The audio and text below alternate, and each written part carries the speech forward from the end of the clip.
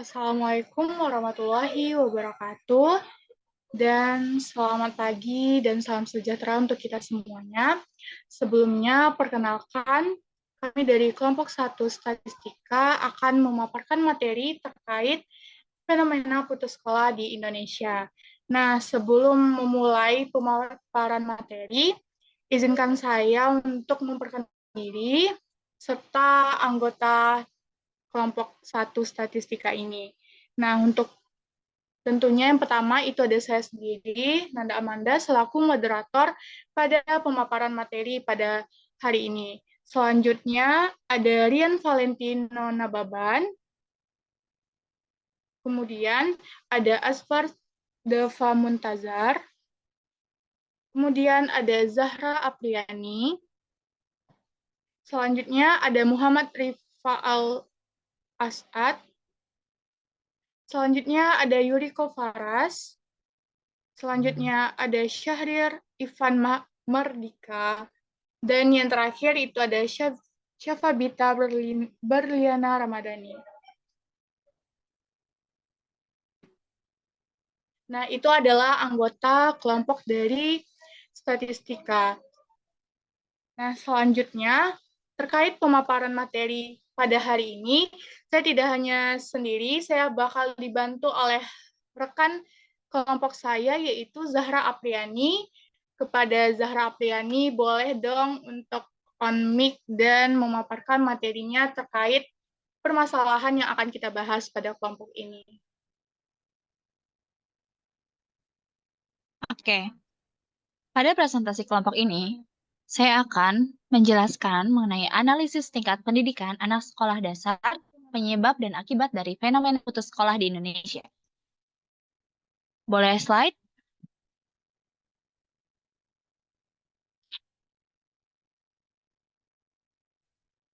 Secara umum, pendidikan adalah suatu usaha yang dilakukan secara sadar dan terencana yang dilakukan untuk menunjang proses pembelajaran, pengetahuan, dan keterampilan. Fenomena putus sekolah di Indonesia merupakan isu yang kompleks dan memerlukan perhatian yang serius. Penelitian ini dapat mencakup studi kasus dari berbagai daerah yang menunjukkan bagaimana komunitas dapat berkontribusi dalam mendukung pendidikan.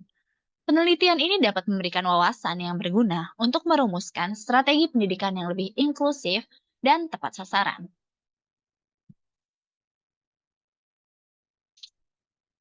Boleh di slide? Apa sih tujuan dari analisis materi ini? Oke, tujuannya adalah mengetahui lebih lanjut terkait penyebab dan akibat dari fenomena putus sekolah di tingkat pendidikan anak sekolah dasar di Indonesia. Lalu, mengetahui seberapa besar angka putus sekolah di tingkat pendidikan anak sekolah dasar di Indonesia.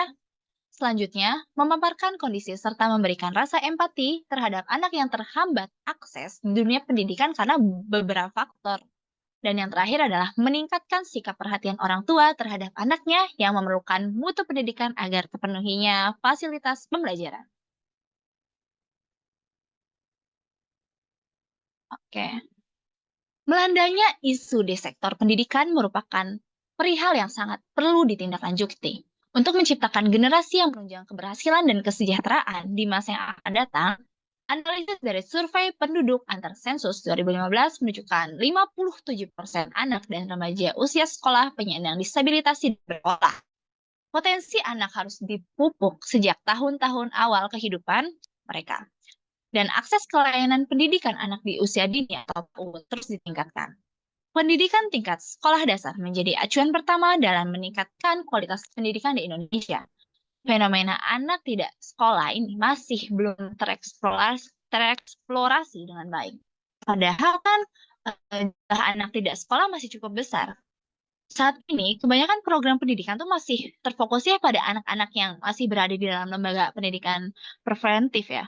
Sehingga perlu ada ya kebijakan dan program yang juga dapat menjangkau anak tidak sekolah.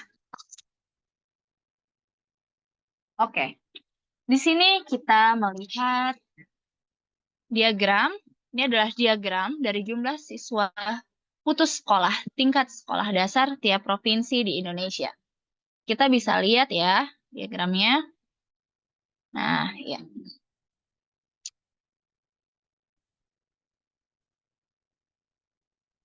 Nah, ini ada tabel-tabel yang lebih spesifik mengenai datanya. Kita bisa lihat Jawa. Wow, sangat besar ya. Ini apa namanya? Di slide lagi, boleh di slide lagi. Dari 11 juta anak sekolah dasar yang ada di Pulau Jawa, ada 12.617 anak sekolah dasar yang putus sekolah di Pulau Jawa. Maaf nih Zahra, aku potong sedikit ya. Nah, ini kan dari tabel serta sebaran data yang udah ada ini, kan Jawa ini kurang lebih 11 juta ya jumlah anak sekolah dasar yang putus sekolah. Nah, boleh nggak sih dijelasin ke teman-teman yang lainnya, kenapa sih bisa Jawa tuh menjadi salah satu provinsi yang banyak jumlah anak sekolah dasarnya itu putus sekolah. Padahal yang kita tahu itu kan Jawa ini pada tahun itu kan masih menjadi ibu kota ya. Bukannya itu jadi salah satu pendukung agar pendidikan di ibu kota tuh lebih layak, lebih baik gitu. Ya, Nanda. Kita bisa lihat bahwa Pulau Jawa memiliki jumlah anak putus sekolah tingkat sekolah dasar terbanyak ya. Kurang lebih 11 juta. Mengapa bisa demikian sih? Pas wilayah lebih besar dibanding wilayah lainnya, bahkan lebih besar dibanding Jawa, dia itu presentasi jumlah anak sekolah dasar yang putus sekolahnya. Nah, ini tuh dikarenakan banyak faktor. Ada beberapa faktor yang bisa menjelaskan mengapa angka putus sekolah dasar di Pulau Jawa bisa lebih tinggi dibanding dengan pulau lainnya. Infrastruktur yang lebih maju, kayak tadi yang kata Nanda, dan akses pendidikan yang lebih baik secara umum ya tentunya, dikarenakan dia kan di situ ada ibu kota ya. Mulai dari Pulau Jawa, walaupun memiliki luas wilayah yang lebih kecil dibanding dengan pulau besar lainnya, akan tetapi Pulau Jawa memiliki jumlah penduduk bukan jadi rasio dengan masyarakat yang melakukan anak-anak yang migrasi dari daerah lain tidak melanjutkan pendidikan karena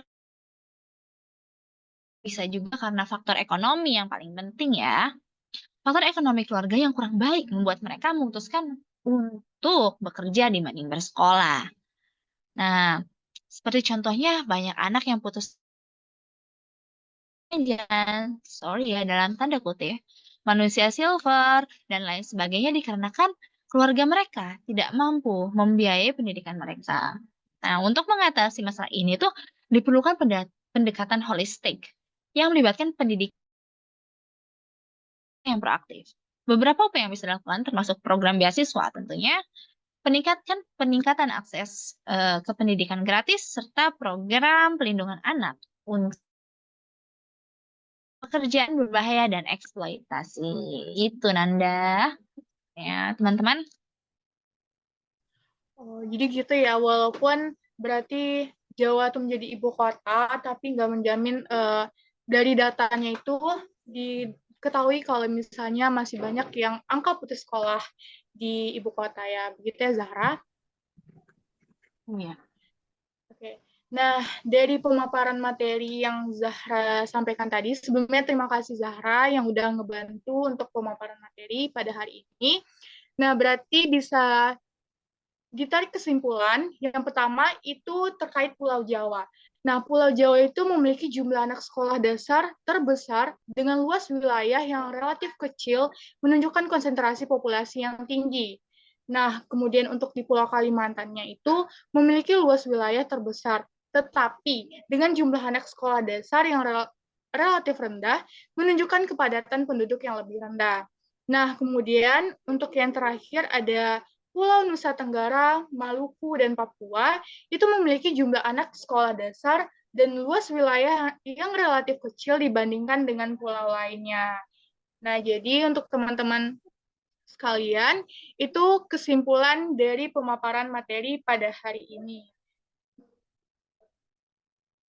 Dan saya sebelumnya juga mengucapkan untuk Kepada anggota kelompok statistika, kelompok 1, itu ada Rian Valentino Nababan, ada Azwar Dafa Muntazar, ada saya sendiri, Nanda Amanda, kemudian ada Zahra Apriani, ada Muhammad Rifal Al-Asad, kemudian ada Yuriko Faras, ada Syahrir Ivan Mahardika, kemudian ada Syafabita Berliana Ramadhani, dan kemudian ada Justicia Prapina.